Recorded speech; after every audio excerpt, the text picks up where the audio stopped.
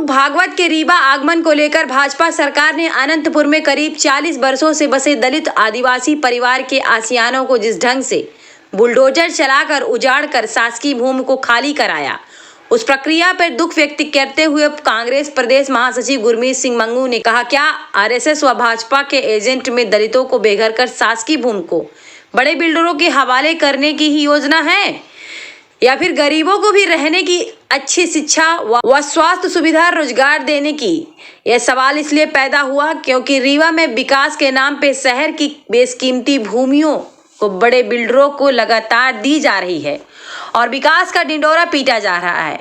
उन्होंने आगे कहा कि रीवा जिले व शहर की जनता शायद यह नहीं जानती कि रीवा में गरीबों के झोपड़े सरकार जन विकास के लिए नहीं तोड़ी, वो आरएसएस प्रमुख को खुश करने तथा आरएसएस पंथ संचालन के लिए किया गया। बाद में बड़े पूंजियों को उक्त भूमि हवाले की जाएगी।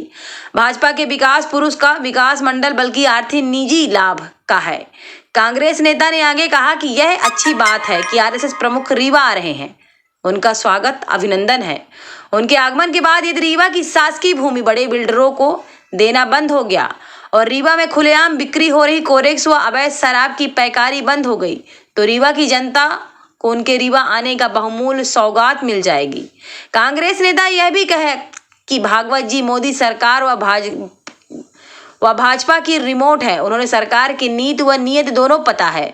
वर्तमान किस तरह दो कानून चल रहे हैं बताने की जरूरत नहीं है। आगे कहा कि मोहन भागवत जरूर न्याय करना चाहिए। विजय शाह से इस्तीफा क्यों नहीं लिया गया? हाईकोर्ट सुप्रीम कोर्ट दोनों ने विजय शाह की टिप्पणी को बहुत गलत माना। भाजपा आरएसएस ने क्यों उन्हें माफ कर दी रखा है? क्या सत्ता की कुर्सी में बैठने के बाद कोर्ट से बड़े हो गए हैं? एक सवाल यह भी कि हरियाणा के प्रोफेसर अली के खिलाफ बयान देने पर मुकदमा व जेल की सजा मिली तो प्रदेश के मंत्री विजय शाह व उप मुख्यमंत्री जगदीश देवड़ा के खिलाफ कार्रवाई क्यों नहीं? नरेंद्र प्रजापति ने तो भाषण भाजपा कार्यकर्ताओं के बीच कहा कि ट्रंप के कहने पर युद्ध बंद हुआ। भाजपा देश व प्रदेश को धर्म में बांटकर चला सत्ता में बैठे रहना चाहती है।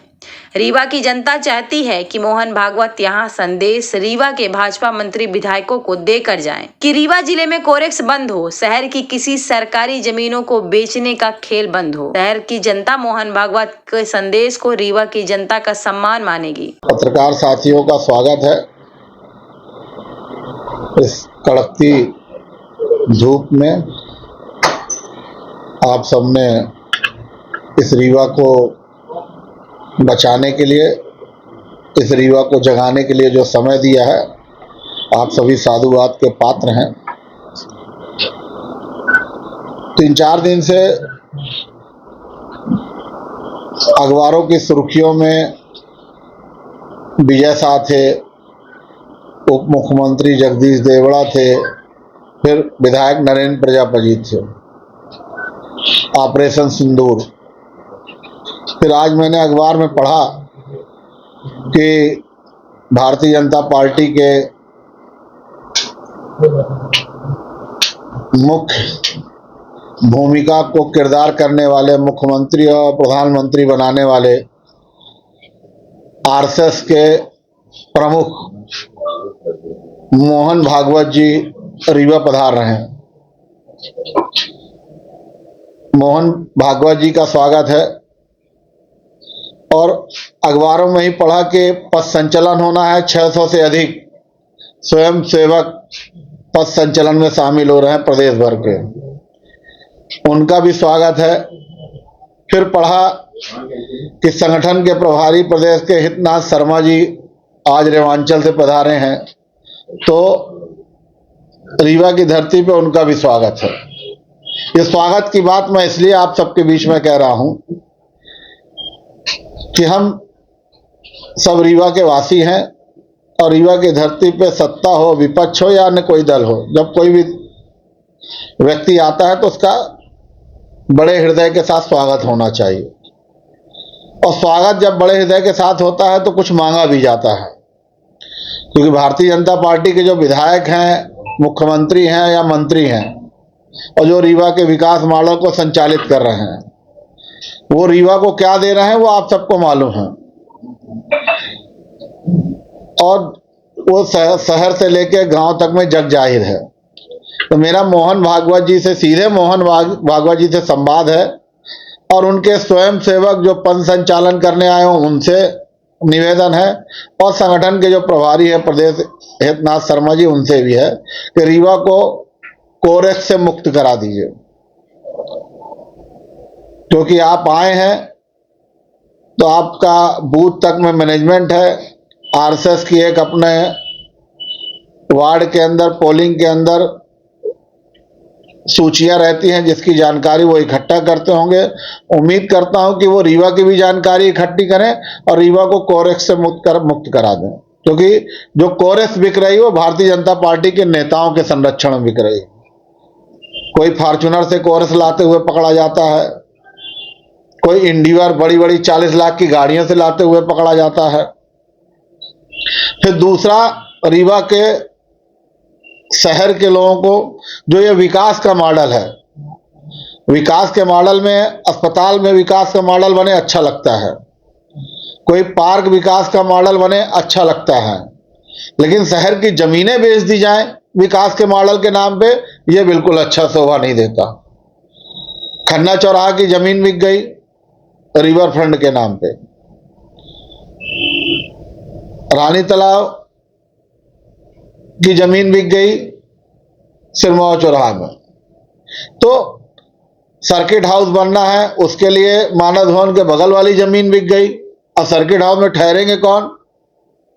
वो मंत्री, वो विधायक, चाहे इस दल के हों चाहे उस दल के हों, जिन्हें पेंशन मिलती है, जिन्हें मंत्रियों का प्रोटोकॉल मिलता है, सारी सुख सुविधाएं मिलती हैं, तो वो आर्थिक रूप से इतने संपन्न हो जाते हैं कि सर्किट हाउस में क्या, वो तो होटल में भी ठहर सकते हैं।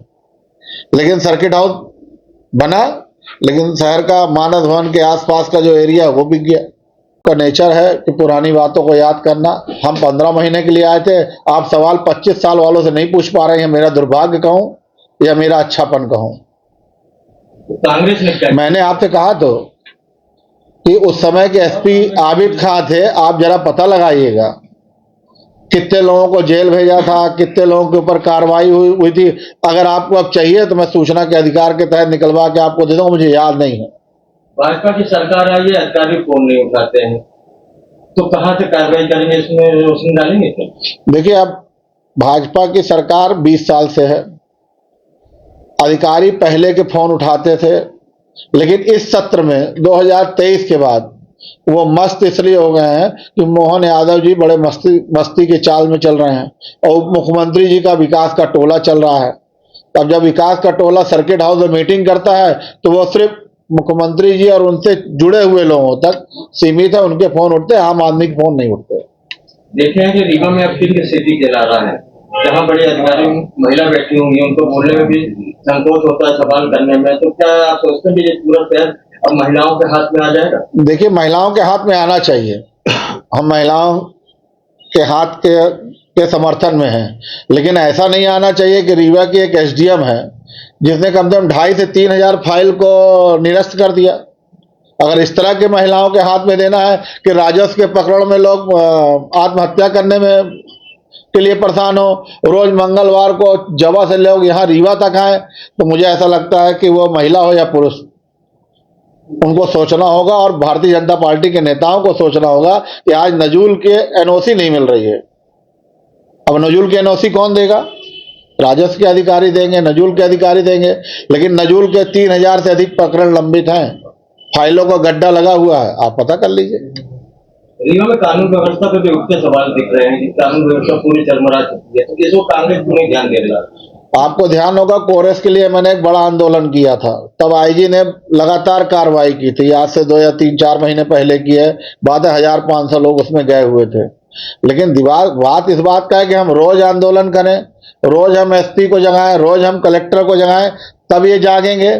तो भारतीय जनता पार्टी के नेता क्या करेंगे? हमारे तो विपक्ष का काम है, हम तो जगा ही रहे हैं, लेकिन भारतीय जनता पार्टी के नेताओं के बीच में आप लोकतंत्र के चौथे स्तंभ हैं, आप जाते भी हैं।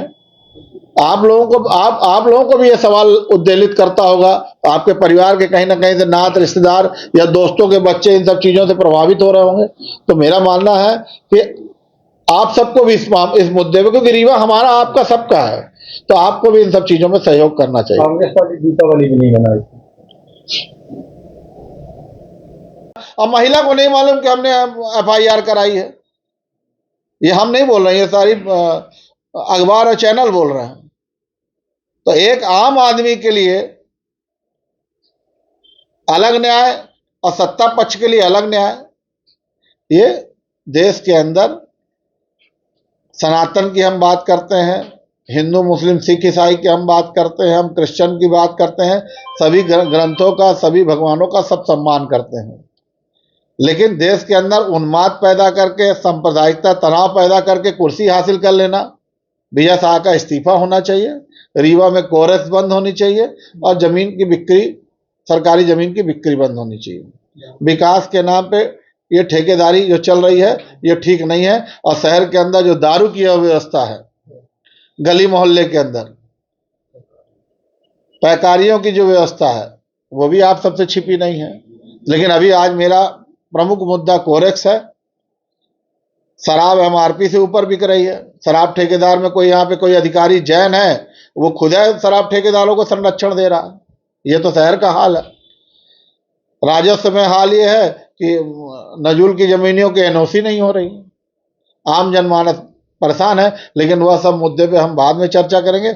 आज मेरा आप सबसे निवेदन है कि मोहन भागवत जी जब आए, आप सारे हमारे रीवा के गणमान्य पत्रकार हैं, आपके भी घर परिवार, रिश्तेदार, नाती सब यही रहते हैं, परिवार के बच्चे ही रहते हैं। रीवा को बचाने के लिए मोहन भागवत जी से सिर्फ एक सवाल करना जरूरी है कि कोरेस की बिक्री कब बंद होगी, कब आप विकास पुरुष पे लगाम लगाएंगे, अपने विधायकों पे लगाम लगाएंगे कि अपने प्रशासनिक अधिकारियों पे लगाम।